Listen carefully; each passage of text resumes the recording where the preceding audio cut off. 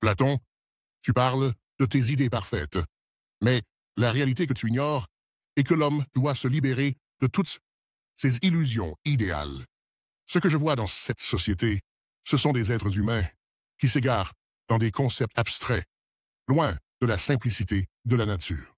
Pourquoi chercher à comprendre un monde parfait, quand le monde réel, celui dans lequel nous vivons, nous montre que la vérité se trouve dans le renoncement à la vanité, à l'artifice et au bien matériel? Diogène, tu réduis la philosophie à une recherche de l'indépendance brute, mais l'homme doit tendre vers la perfection. Les idées, les formes, sont la seule réalité véritable. Ce monde sensible n'est qu'une ombre, un reflet imparfait des vérités éternelles. Seul l'intellect peut nous guider vers la connaissance de ces idées, vers un monde de justice, de beauté, de bonté, qui dépasse la corruption de ce monde physique. L'âme doit s'élever, non se vautrer dans la simplicité grossière. Ah, Platon, tes idées sont des chimères. Tu parles de justice et de beauté, mais ce sont des concepts vides, qui ne nourrissent pas l'homme. Moi, je préfère vivre dans l'authenticité, sans illusion.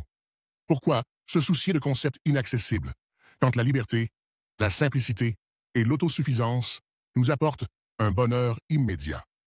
Je suis libre parce que je n'ai besoin de rien d'autre que de moi-même, tandis que toi, tu es prisonnier de tes idées futiles.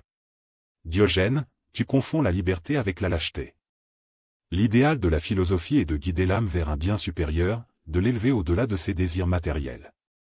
La véritable liberté n'est pas dans l'anarchie ou le rejet des institutions, mais dans la compréhension des idées éternelles.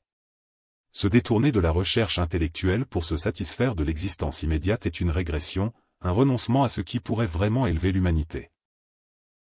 Et toi, tu parles d'élévation, mais tu restes enchaîné à des concepts théoriques qui ne servent qu'à étouffer l'esprit humain sous des couches d'abstraction inutiles. Je suis plus libre dans mon tonneau que toi dans ta cité idéale. La liberté n'est pas dans la recherche des idées ou de la perfection, mais dans la révolte contre l'artifice de la société et la recherche de l'authenticité. Diogène, ta révolte est la révolte d'un homme qui se prive de ce qu'il y a de plus noble en lui, la quête de la vérité et de la sagesse. La philosophie, loin de t'enchaîner, te permettrait de comprendre ce que tu cherches inconsciemment. L'homme n'est pas fait pour vivre dans l'isolement ou l'ignorance, mais pour tendre vers un monde idéal, un monde qui est, à la fois, au-delà de la réalité et en elle. Je préfère la liberté brute, sans chaîne, sans faux espoirs. La vérité ne réside pas dans des mondes abstraits, mais dans ce que nous vivons ici et maintenant, dans la simplicité et la vérité du moment, et du